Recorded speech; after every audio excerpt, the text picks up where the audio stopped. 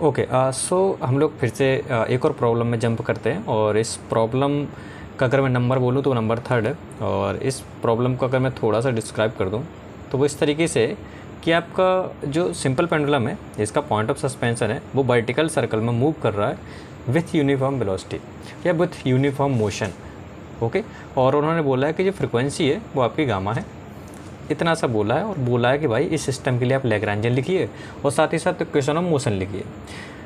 तो अभी तक का यही फंडामेंटल नियम था कि भाई अगर मेरे को मास m के कोऑर्डिनेट पता चल जाते हैं तो मैं उस कोऑर्डिनेट की मदद से लैग्रांजियन लिख सकता हूँ सिस्टम का, साथ ही साथ लिख सकता हूँ इक्वेशन ऑफ मोशन। तो मेरा एम तो यही है कि पहले मैं कोऑर्डिनेट निकालूंगा और देन इसके बाद उसको लैग्रांजियन में फिट कर दूंगा। तो इस मास को अगर मैं देखता हूँ एट पर्टिकुलर टाइम टी पर, इस मास से जो अटैच्ड जो पॉइंट ऑफ सस्पेंशन है, इस पॉइंट ऑफ सस्पेंशन की जो मोशन है वो सिंपली इस प्लेन में मूव कर रहा है। ओके, और अगर मैं पर्टिकुलर टाइम टी पर पहुंचता हूं तो ये सपोज ये पॉइंट आपका है यहाँ पर है। ठीक है, इसके करस्पॉन्डिंग ये आपकी जो रस्सी है उस पर अटैच जो मास है वो उसकी पोजीशन कुछ इस तरीके की है। अब इसका मेरे को एक्स कोऑर्डिनेट और वाई कोऑर्डिनेट पता होना चाहिए, तो मैं सिंपल ज्योमेट्री यूज करता हूँ और यहाँ पर थोड़ा सा पोलर कोऑर्डिनेट का यूज करता हूँ और साथ ही साथ ज्योमेट्री यूज करता हूँ। तो सपोज मैंने देखा कि भाई इसके जो रेडियस है वो आपका ओ बी है। अगर मैं इसका प्रोजेक्शन लूँ बेस पर तो वो आ जाएगा simply O B cos theta.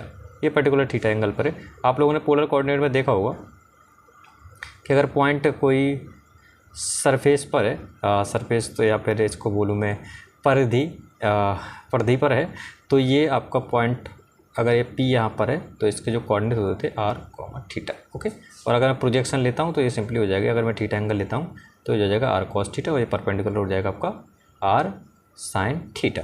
Okay, सो यहाँ पर अगर मैं ओ ए की बात करता हूँ तो ओ ए कोऑर्डिनेट कितना हो जाएगा भाई, simply a cos omega t. Omega t क्या है यहाँ पे, सिंपली डिस्प्लेसमेंट है, theta equal to omega t. Okay, ये एंगुलर वेलोसिटी और ये टाइम टी है। Now O A find out कर लिया। ठीक है, अब मैं बात करता हूँ थोड़ा सा वाई एक्सिस की। तो अगर मैं यहाँ पे बात करता हूँ वाई एक्सिस की, तो अगर सिंपली आपने सर्कल में देखा होगा, ये आपका सर्कल है और ये आपका सेंटर है। सेंटर से अगर मैं सिंपली इस पॉइंट की बात करता हूँ तो ये पॉइंट होता है ये मिड पॉइंट इस पूरे डिस्टेंस का। अगर मैं इसको ए भी मानता हूँ तो ये पॉइंट एम है, तो ये हो जाएगा आपका मिड पॉइंट। मिड पॉइंट निकालने के लिए मेरे पास रेडियस पता है, ये पता है और एंगल पता है, तो मैं ये पॉइंट आराम से निकाल सकता हूँ। तो यहाँ पे वही नियम लगाया कि अगर ये ए है, मतलब ये रेडियस ए है और ये रेडियस अगर ए है, तो ये पॉइंट जो है आपका मिड पॉइंट है। ये अगर एंगल थीटा है तो ये भी एंगल थीटा होगा। तो अगर ये एंगल थीटा है तो अगर मैं इसमें प्रोजेक्शन लूँ परपेंडिकुलर प्रोजेक्शन आपका ये होगा और बेस पर प्रोजेक्शन आपका ये होगा।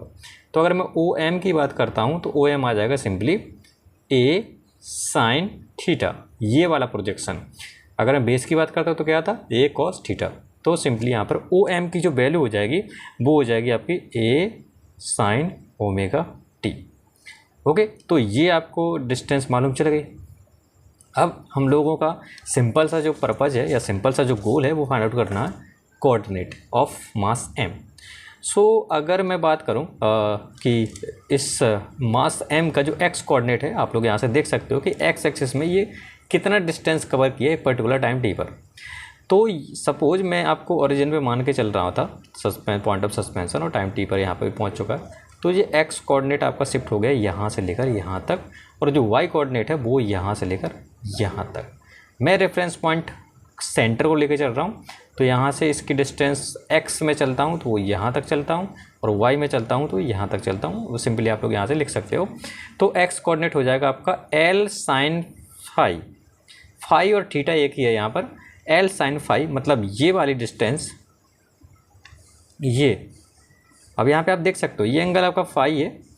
ये अगर एंगल फाई है उसको मैं थीटा मान रहा हूँ, तो दोनों एंगल सेम नहीं है, सॉरी फॉर दैट, यहाँ पर एंगल सेम नहीं है। ये थीटा एंगल और ये आपका फाई एंगल है। तो ये अगर मैं इस डिस्टेंस की बात करूँ तो हो जाएगा एल साइन फाई, और ये मेरे को डिस्टेंस पता है जो मैंने प्रोजेक्शन निकाला था ओ ए, तो वो हो जाएगा आपका simply L sine phi plus O A, तो हो जाएगा L sine phi plus A cos omega t. Now Y coordinate की बात करूँ तो वाई कोऑर्डिनेट आप लोग सेंटर से देख सकते हो कि यहाँ से यहाँ तक की डिस्टेंस अगर लिखना चाहूँ तो हो जाएगा ओ एम प्लस ये वाली distance L cos phi. But ये डायरेक्शन हम लोग नेगेटिव ले रहे हैं नीचे की तरफ, तो यहाँ से हो जाएगा माइनस का sine overall L cos phi plus O M, और ओ एम की वैल्यू पुट करता हूँ तो आ जाएगा माइनस अंदर जाएगा minus L cos phi minus A sine omega t. Okay, तो मेरे कोऑर्डिनेट फाइंड आउट हो चुके। मेन मुद्दा था कोऑर्डिनेट फाइंड आउट करने का, वो मैंने निकाल लिया। अब मेरे को सिंपली लैग्रेंजियन के लिए क्या लिखना पड़ता है, जस्ट काइनेटिक एनर्जी और उसके साथ ही मेरे को पोटेंशियल एनर्जी का डिफरेंस। तो यहाँ पर काइनेटिक एनर्जी के लिए यहाँ पे वेलोसिटी वाला टर्म निकालना पड़ेगा। वेलोसिटी वाला टर्म निकालने के लिए मेरे को कोऑर्डिनेट का डिफरेंशिएशन करना पड़ेगा, जैसे हम लोग करते आ रहे हैं। तो यहाँ पे बी स्क्वायर जो है वो सिंपली परपेंडिकुलर कंपोनेंट्स हैं एक्स और वाई का, जस्ट हम लोग स्क्वायर रूट करेंगे, स्क्वायर लेंगे तो आपका वेलोसिटी के स्क्वायर निकल के आ जाएगा। तो ये बी एक्स मेरे को पता है, बी एक्स क्या होता था, एक्स डॉट, जो कि differentiation with respect to time of X, और यहाँ पे स्क्वायर तो स्क्वायर निकाल लूँगा। तो अब मेरे को इक्वेशन नंबर 1 का डिफरेंशिएशन करना विद रिस्पेक्ट टू टाइम, और इसी प्रकार मेरे को वाई वाले के लिए भी differentiation with respect to time. तो मेरे को कंपोनेंट्स निकल आएंगे वेलोसिटी के। तो जब मैं डिफरेंशिएशन करता हूँ इस टर्म को, तो आप लोग कुछ इस तरीके का एक्सप्रेशन पाओगे, सॉरी नाउ, ठीक है। तो ये बी एक्स था, बी एक्स के लिए डी वाई डी टी, और ये आपका एक्स कोऑर्डिनेट है, और इसको यहाँ पे मैं होल स्क्वायर निकाल रहा हूँ, तो ठीक है। अब अंदर वाले के टर्म को आप लोग डिफरेंशिएशन करोगे, तो डिफरेंशिएशन करने के बाद आपको टर्म मिलेगा दिस, और अगर मैं इसका होल स्क्वायर करता हूँ तो यहाँ पे सिंपली आपका फार्मूला बन जाएगा, अलजेब्रिक फार्मूला ए प्लस बी का होल स्क्वायर, ए माइनस बी का होल स्क्वायर। तो यहाँ से आ जाएगा आपको कुछ एक्सप्रेशन लाइक दिस, आप कीजिएगा, देन आप लोग मैच कर सकते हो एक्सप्रेशन। सिमिलरली हम लोग वाई कोऑर्डिनेट को भी डिफरेंशिएशन करेंगे और उसका स्क्वायर करेंगे। तो अगर मैं इसको डिफरेंशिएशन करता हूँ विद रिस्पेक्ट टू टाइम, तो आपका कुछ इस तरीके का एक्सप्रेशन मिलेगा, और अगर मैं इसका स्क्वायर निकालता हूँ तो आपका हो जाएगा कुछ इक्वेशन नंबर 4 की तरह आपका एक्सप्रेशन आ जाएगा। तो आपकी ये थोड़ा सा मैथमेटिकल प्रॉब्लम है, आप लोग आगे प्रोसीड कीजिएगा। अब मेरे पास एक्स कंपोनेंट पता है, वाई कंपोनेंट पता है, तो टोटल वेलोसिटी का स्क्वायर तो निकाल ही सकता हूँ। तो यहाँ पर करता क्या हूँ, इक्वेशन नंबर 3 और इक्वेशन नंबर 4 को ऐड कर देता हूँ। ऐड करने के बाद थोड़ा सा आप लोग फार्मूला लगाओगे, त्रिकोमेट्री की कुछ आइडेंटिटी हैं और इक्वलिटी है, इनइक्वालिटी वगैरह वो यूज करोगे, तो सिंपली आप लोगों को जो बी स्क्वायर का है वो कुछ इस तरीके मिल जाएगा, a square omega square like this. इसको थोड़ा सा और सिंप्लीफाई करोगे तो यहाँ पे आपको मिल जाएगा फार्मूला साइन ए प्लस बी का, तो आपको इक्वेशन नंबर 5 मिल जाएगी कुछ इस तरीके की। अब इस इक्वेशन नंबर 5 में बी स्क्वायर का मान निकाल लिया। अब रखना मेरे को लैग्रेंजियन में, लैग्रेंजियन में बी स्क्वायर तो निकाल लिया, साथ ही साथ आपको क्या निकालना है अभी, पोटेंशियल एनर्जी। अब पोटेंशियल एनर्जी क्या है, अब आप लोग यहाँ पे देख पा रहे हो कि ये मास जो है वो सस्पेंड हो रहा, मास एम अंडर द ग्रेविटी। तो इसके पास सिंपली हमारे पास ग्रेविटेशनल एनर्जी है, और किसी प्रकार की एनर्जी उन्होंने नहीं बोला है, फ्रीक्वेंसी उन्होंने कांस्टेंट कर रखी है। तो मेरे पास सिर्फ एक ही पोटेंशियल एनर्जी आती है, वो आती है सिर्फ ग्रेविटेशनल पोटेंशियल एनर्जी। तो ग्रेविटेशनल पोटेंशियल एनर्जी का फॉर्मूला क्या होता है भाई, simply mgh effective, okay, h effective. अब हम लोग यहाँ पर रेफरेंस पॉइंट सेंटर माना था, तो h इफेक्टिव आएगा यहाँ से लेकर यहाँ तक का कोऑर्डिनेट, y कोऑर्डिनेट। तो ये सिंपली हो जाएगा माइनस का mg और जो y कोऑर्डिनेट, या फिर y कोऑर्डिनेट जो मेरे को पता है उसको विथ माइनस साइन रखेंगे तो आपका आंसर आ जाएगा।